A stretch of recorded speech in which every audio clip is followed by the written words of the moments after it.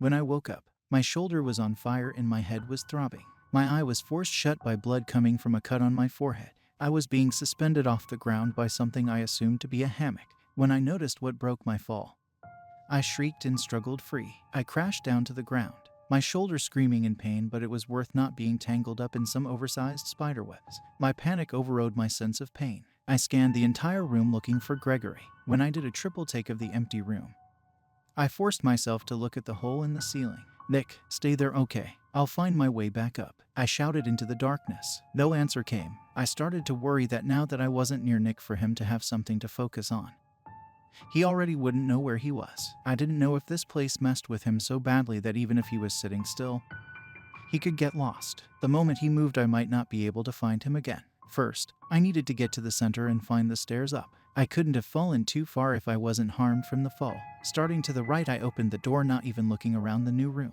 If I hit a dead end, I would go the other way until I found the stairs. As I moved, I called Nick's name, hoping he heard me. This place was creepy as hell, and I didn't enjoy the idea of a giant spider ready to jump out from the dark at any moment. As I went through room after room, I didn't bother with the other doors in the direction I wasn't moving in. Then, somehow, I walked right into the room I started at. I was confused. It was possible I was going in a circle instead of towards the stairs or to where the line of doors ended, just in case. I picked up a sharp rock and walked over to the door in the opposite direction I came from. I marked an X on the stone doorframe and did the same with each door I walked through. This way I would know which one I've already entered because all the rooms looked the same. I carried on feeling as if I was making some progress. I was about to mark a frame when an X made me stop. For a moment I thought I already been there. But this X was set inside a circle. I wasn't the one who made that mark. Brushing aside dust, I saw more faint markings further down the frame, almost child height. Dread started to pool in my stomach. Now that I noticed that marking, I was starting to see more of them. Under the dust, someone a long time ago was lost and marked their way. But the problem was, the markings overlapped, as if they came into the room again and couldn't see their old marker, then placed a new one. After seeing them, I knew what happened to Nick. This place made it impossible for him to recognize or remember what each room looked like. Even if he'd been there before, even if he marked it before, each was a new room to him. Every step was a new place. How long was he lost for? How long did he wander in this place trying to get free? Did he find the center and look up to the far-off glass ceiling and just pray that someday he would make it there? I shook my head, trying to clear my thoughts. I didn't want to think about the torment my partner went through. The catacombs kept showing me signs of his past. I wanted to ignore them in order to focus on finding him. But what remained behind made it impossible. I kept walking in one direction. I stopped, looking at a door, and my heart nearly jumped out of my chest. A wooden door had two thick beams placed across it as if trying to keep something inside. There was a crack in the door, and through it was a small pale hand hanging limply. It was child-size and, aside from being pale, didn't appear decomposed. My mind thought whoever it belonged to might still be alive. I didn't think. I rushed over to lift the beams free, trying to get into that room. Dust clogged the air, causing me to cough violently, but I still pushed on. After the second beam was free, I dumped it on the ground to yank open the door. I expected to see a person on the other end, but instead a severed crack arm came with the door. I choked at the sight, thinking I was seeing part of a dead child. When I was able to look at it again, I noticed that the arm was actually broken off where it ended. It was so pale because it was made of marble or some sort of similar stone. Recovering from my shock, I looked inside the room only to let out a gasp at the sight. Piles of cracked and small broken bodies filled the room. They looked so frail. I didn't understand why anyone would sculpt so many realistic children only to toss them aside. Through some cracks on their broken faces, I saw glimmers of red, as if under their pale surface each body was really made up of ruby. Due to the sheer mass, I didn't notice the most horrifying fact right away. Each of them looked similar to Nick. I only took a step into the room to see better. The similarity sunk in and I froze. My footing was uneven. Looking down, I saw that there were countless gouges in the floor and on the inside of the door. Each scratch looked as if it was made by small fingernails. The truth clicked in my head and my stomach twisted. I was going to be sick. Rushing out, I stumbled on an old vase to puke up the quiche Nick cooked. It was not pleasant coming back up. All of those bodies were alive at some point, not just some sculpture or sick art project. The bastard that created Nick made so many before him. When they didn't live up to his expectations, he dumped them in that room and locked them away. How long did it take them to die? How many were placed in there at once? Were they alone as they clawed, trying to get free, or did they have to watch each other die? Another thought came to mind that made me nearly get sick again. Did Nick ever see this room? This place lived up to its name. It really was a tomb. I wasn't able to dwell on everything I'd seen. A sound came from behind me and I thought that by some miracle Nick found his way to me. Instead, Gregory was the one who found me first. I know Nicky can't lie. It's just not something he would ever think of doing. But the fact that Gregory was the size of a dinner plate was bullshit. She was so big she could barely fit inside the door. She froze when I looked at her. We must have both startled each other. I did the only thing a reasonable person staring at a spider taking up an entire doorway, nearly halfway inside the room, would react. I screamed like a 5-year-old girl and ran. Due to her size, Gregory couldn't keep up, but she tried her best, pressing her body through the archways. She chased me as I ran without thinking, her long legs trying to curl around my waist. My chest hurt from running so hard and so fast. If I didn't lose her soon, I wasn't going to make it. A closed door stood in my way and I just slammed my good shoulder into it, causing the old wood to explode. I stumbled, losing some ground, but just kept going. Spiders are the only thing that could get me so motivated to run. Just as I started to feel dizzy from running so frantically, I stopped hearing Gregory behind me. I stopped, wheezing, and my throat tasting like blood. I could have died from running away from the spider instead of her killing me. I jumped, spooking myself, thinking I was seeing things out of the corner of my eyes. But it was just black shapes caused by the lack of oxygen to my brain. I was led into a false sense of security. My plan was to redouble my efforts of finding Nick and getting the hell out of there. All of those ideas came crashing down literally from the ceiling. I jumped out of the way when a few bricks fell. Gregory came tumbling down, dust from the bricks blinding me. When I could see, I found her on top of me. A deadly-looking stinger was inches away from my stomach. Some liquid dripped from it, cooling my shirt. Fear froze my body as the massive spider jabbed the thin needle tip into my stomach. My muscles tensed up painfully, unable to do a damn thing to save myself. I fell into a deep darkness. My eyes opened. To my confusion, I wasn't in the catacombs, but rather in a forest. This couldn't be right, but it felt so real. I kept telling my brain I wasn't really there, that somehow I was dreaming. My mind didn't care if I was dreaming or not when I heard a familiar laughing coming from the dark trees. The witch from our first case was a few feet away, her form growing and twisting. I ran, but my feet didn't move fast enough. Not matter how hard I pushed, the trees surrounding me didn't move. I kept repeating that this could not be happening. When a sharp claw slammed against my back, tearing the flesh, I was no longer convinced this was a nightmare. I screamed in pain and the darkness overtook my sight again. This time I woke up on the dark beach from the last case. I jolted up, my shoulder in pain. Within seconds I spotted Nick. This time not just his face was ruined, but also his stomach torn open. I was beyond any kind of rational thought. I screamed until my throat felt raw, my voice cut off by a sound I knew, a sound I hated and never wanted to hear again. The twin lizards' laughter carried over the beach. I wanted to run, but my legs wouldn't listen. I sent desperate signals to stand up before the pair found me, but I stayed sitting. A pair of claws wrapped under my arms as the younger brother lizard appeared from thin air in front. The older held me down as his brother reached over to rip my jacket to shreds. I thrashed my legs, trying to get free. I didn't want those bastards to touch me. I couldn't stand being there. I was crying and screaming nonsense when someone calling my name cut through my frantic state. Skylar. Skylar, wake up. Hey, it's all right. It's just a nightmare. Coming out of the nightmare felt like swimming through molasses, gasping. I was still screaming as my eyes opened to see I was still in the catacombs. Nick was sitting next to me, his face creased with worry. It took me a long while before I calmed down.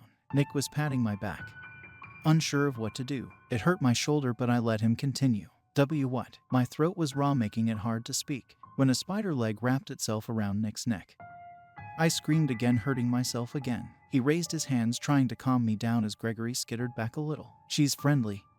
I swear, her venom should have only put you to sleep. In rare cases, it can give people vivid nightmares. She just wanted you to stay still so she could bring me over to you, Nick explained, keeping his tone gentle. I still choked on fear. Still, I wanted to trust Nick.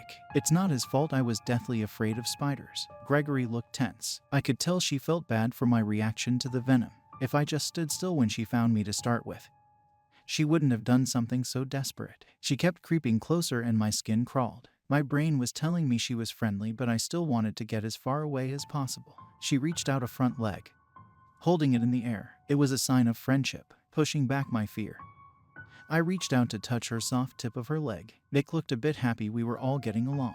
I brought my hand back and needed to stop myself from wiping my hand on my pants. I'm sorry, this was all my mistake. I thought Gregory was a different species. I wasn't aware she would grow to this size, or what kind of environment she preferred. It's no wonder why she found her way down here. I wasn't taking care of her properly. I had already forgiven Nick for everything. None of this was his fault. I had a terrible experience and I was still shaking, but I would never blame my partner. It's fine. Gregory still likes you. I do too, now that we all found each other. I think it's about time to get the hell out of here. Nick gave me the smallest hint of a smile. Our ribbon was destroyed and I didn't know how I was going to guide him out besides holding his hand.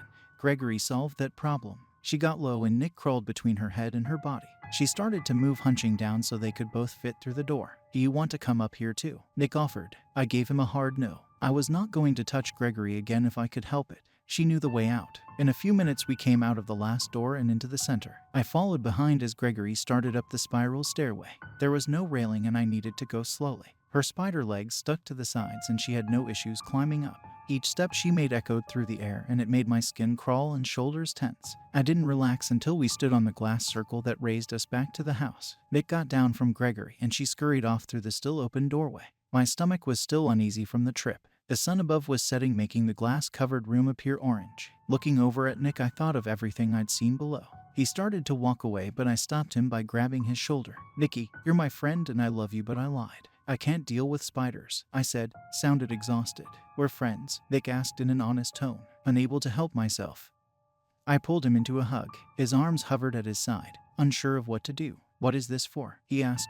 No reason. I just felt like doing it, I replied, after our awkward exchange. I let him lead me out of the room. I was ready to head home to rest. Nick could tell. He brought me to the door, dirty and exhausted. Before I left, he went to the kitchen to pack up some quiches to send home with me. When he returned, he had 2 fabric grocery bags of quiche. I needed to buy a bigger freezer if I was going to keep all of these. A knock at the door made us both jump. Nick answered the door, and Abarash came inside. She happily greeted him, but looked confused at what I was doing there. Gregory was a creature that Nick might have adopted without anyone knowing. Abarash must never know what I was really doing there. Hey Skylar, I wanted to talk to you about something, so it's good you're both here. You'll hear about it all when Nick comes back to work either way. But it's a little personal, so I don't know if I should tell you with Nick here, or if you want to do it privately and then decide how you want to tell Nick, Abarash stated. And I had no idea what she was talking about. Did you come here just to give us some news? I didn't think you could get off work for a personal issue, Nick said, looking as confused as I was. Well, Abarash started looking a bit embarrassed. I got suspended for 3 days because I broke Ankar's nose. I could understand anyone wanting to break that man's face, but I didn't think she was the type. I always assumed she would handle situations in more of a clever way. Good for you, but why though? I chipped in. It has to do with why I'm here. Ankar is really against humans. He finally read over your forms you filled out to be Nick's occasional partner. He was raging down the hallway screaming about how we can't trust humans because they're liars. I honestly thought he was going to find you and hurt you. I stopped him by slamming a chair into his face and broke his nose. I wanted to laugh at the mental image, but I didn't know what got Ankar so riled up about. Thinking back, I didn't know what on earth I lied about on those simple forms. Then it came to me all at once, something I hadn't told Nick yet and hated speaking about. I didn't know how he would react to the news. Looking over at him, I got ready for my partner to take the truth poorly. Was he so upset because I checked off male on the gender box? I asked Abarash. She nodded with a long sigh. Ankar is such a raging dick. I wish I broke more than his nose. We both waited for Nick to say something. His brain was working overtime behind his neutral expression. Finally, he raised a hand as if in class asking a question. I don't understand why Ankar thought you were lying, he stated. My stomach fluttered, gathering up a bit of courage. I told him something I had wanted to avoid for as long as possible. I was born female. I'm in the middle of transitioning. I still need one more surgery. But even if I am able to get it, some people won't ever consider me to be male. I flinched at my own words and waited. Out from his baggy pants came a notebook he frantically flipped through, trying to find answers to a question he had yet to ask. We patiently waited for him to figure out what he wanted to ask. I must have misunderstood how humans understood sex and gender. I always assumed a human has a biological sex, male, female, or intersex. I had also assumed gender is a different thing and is in more of a spectrum and fluid, possibly. I still don't know everything about human genders. If the forms asked your gender and you said male, it's not a lie, correct? If it was labeled sex, I could almost understand why Ankar could be so upset. But I don't see why he would be so angry over something minor. I honestly wasn't expecting Nick's response. He seemed clueless about so many other things, so I'd assumed someone being transgender might be too confusing for him. but he understood it better than most people I've spoken with about this topic. A crash from the kitchen took his attention away. "Oh, Charles is getting into something. I'll go clean that up. Abarash. I'll pack you some food as well." Nick left us behind, and I was a little stunned. "That went well," I said finally. Abarash gave a small laugh. She'd known Nick for longer and didn't have the same kind of stress I did. She knew how he would react. Nick has always had a fluid way of thinking. He's always pretty accepting. There is a lot of stuff he doesn't know, but we went over the whole gender thing when he tried buying his own work shoes. That explained why Nick had no issues walking around in heels. I felt relieved that the one thing I'd sort of had been hiding came out into the open. Abarash was on my side. And Nick didn't see me in a different way. He came back with 2 more tote bags for Abarash, who looked excited. "Skylar, what are you doing here anyway?" she asked, as if on cue. Gregory came running across the front room in plain sight. Nick had his back turned, but his face paled a little. Abarash looked from between him and me, judging from her expression. "Nicky really shouldn't own a giant spider." "Abarash, could you get Skylar home for me?" Nick asked at the same time he was pushing us out of the door. Was that she started. Nick had us both out and the door closed in a matter of seconds. We both were left on the front steps, weighed down by quiche. Luckily, Abarash dropped the spider issue. She walked me to her car that also had tinted windows. I sat in the front seat, but for some reason I couldn't see out the windshield, though she was able to see just fine. Even though we were partners, I couldn't know where Nick lived. She started down the long driveway, casting glances over my torn clothing and my face, still bloody from the cut. She knew I'd been down in the catacombs but wasn't going to bring it up. "I'm glad you and Nick are getting along. He's really brightened up since working with you. After what happened to his last partner, I assumed he wouldn't recover." Rain started to hit the windows. I didn't even notice gray clouds before I got into her car. "I don't know anything about his last partner. I know she died. But what really happened?" I asked, not expecting answers. "She went feral. He was forced to kill her." My heart sank and my mouth went dry. I didn't want to hear those words. After everything else Nicky went through, having to kill his partner wasn't right. He kept her cell phone and the charms. It was clear he cared about her a great deal. It was just unfair. Abarash let me sit in silence, looking a bit sorry about what she told me. "It's the reason why the agents work in pairs. Going feral isn't that rare. Each agent must be strong enough to take down their partner if something happens. It's the main reason why Anker doesn't want you working with Nick. If something happened and he went out of control, people may die before other agents can arrive to solve the problem." We sat listening to the rain. In our last case, Nick changed for a few minutes. He displayed a power no one knew about, one that he shouldn't have. He could have killed me, or worse. I wanted to believe I snapped him out of it, but he might have just run out of energy before he reached me. "Should I not be working with him?" I asked after a while. "What? No, keep working with him. I mean, have you seen him lately? I would rather risk this world burning so Nick gets to spend time with someone who actually cares about him." Abarash's sudden outburst startled me. After I recovered,